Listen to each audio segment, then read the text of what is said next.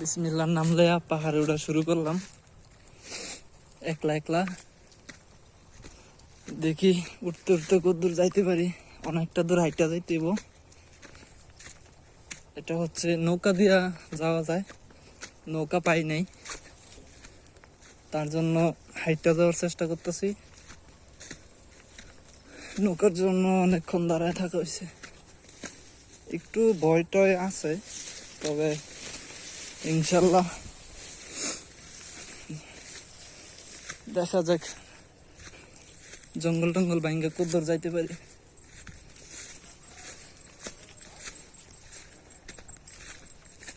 যদি কালকে সন্ধ্যার দিকে ওই পাশ থেকে এই পাশে আসার চেষ্টা করছিলাম, পারি নাই। তা রাস্তা ভুলে গেছি আর কি।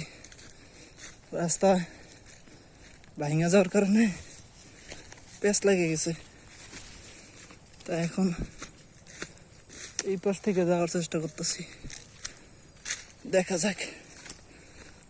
জঙ্গল, প্রচন্ড জঙ্গল।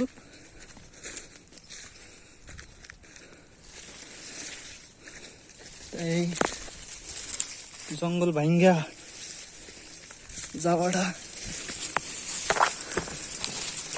আমার জন্য একটু কষ্ট।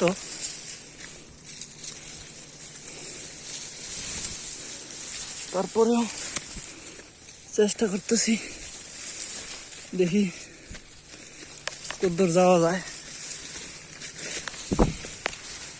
আল্লাহ, কি পরিমাণ জঙ্গল!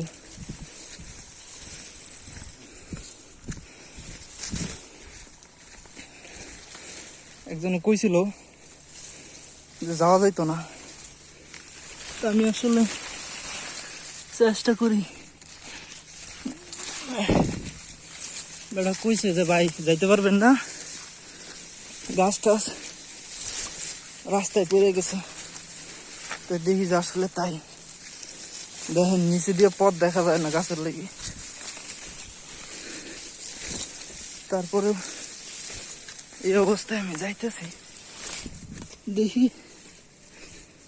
কতদূর কি যাওয়া যায়। হালকা একটু সাপের ভয় আছে, তাই সাপ টাপ না পড়লে এসে সামনে ইনশাল্লাহ যাইতে পারবো। তাইলে এই হচ্ছে মেন জঙ্গলটা মনে হয়। যদি এইটা পার করে যাইতে পারি তাইলে মাশাল্লাহ চলে যাইতে পারবো মনে হয়। আল্লাহ, কি অবস্থা রাস্তার!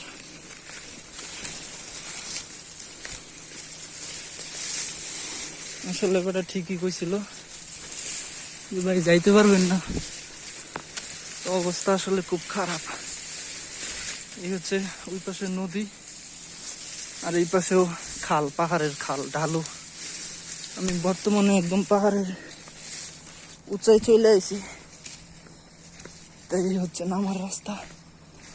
আবার নামতে হইব, পরে আবার আরেকটা পাহাড় উঠতে হইব। আবার এইদিকে কই জানি রাস্তা নাকি ভাঙা আছে। ভাঙাটা মানে বৃষ্টির কারণে পাহাড় ভাঙ্গা ডাইলা পড়ে গেছে। তো এটা আমি পারবো কি না আল্লাহ জানে।